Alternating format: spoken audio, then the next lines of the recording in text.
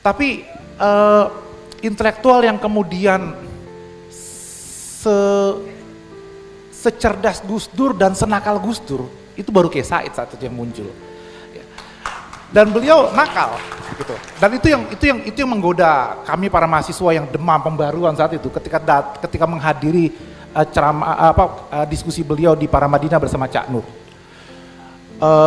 Saya dengan beberapa kawan-kawan termasuk Ahmad Sahal misalnya itu terkagum-kagum dan terkaget-kaget. Loh, kita baru ketemu nih ada kiai senakal ini gitu ya, pemikirannya dan seberani itu.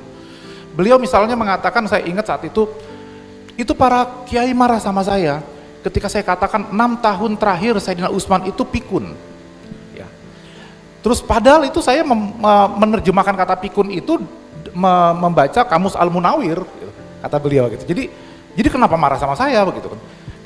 Ya, tapi untuk kalangan pesantren memang menyebut Al-Khulafa Ar-Rasyidun itu memang tidak boleh dengan kalimat-kalimat yang seperti itu gitu ya.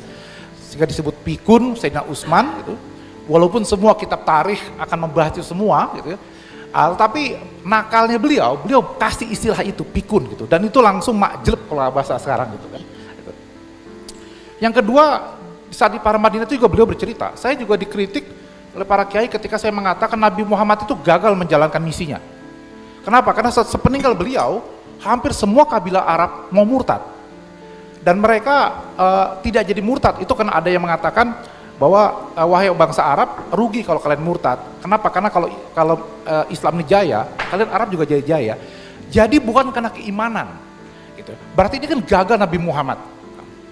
Terus beliau bilang para kiai marah sama saya. Terus saya jawab, Nabi mana yang gak gagal? Semua Nabi itu gagal. Baca saja Quran. Saya di belakang itu terkaget dan sambil ketawa saya bilang, wah ini yang nakal begini yang kita tunggu nih kan. Lahir juga di rahim pesantren NU gitu ya. Dan lulusan dari Mekah, Madinah gitu, tapi bisa senakal itu gitu ya, dan seberani itu gitu. Sehingga tidak aneh kemudian beliau dibilang Syiah, liberal, sudah disuruh syahadat lagi dan seterusnya gitu. Dan saat itu terus terang saya merindukan nuansa akademik, nuansa intelektual itu muncul di NU setelah era Gus Dur gitu.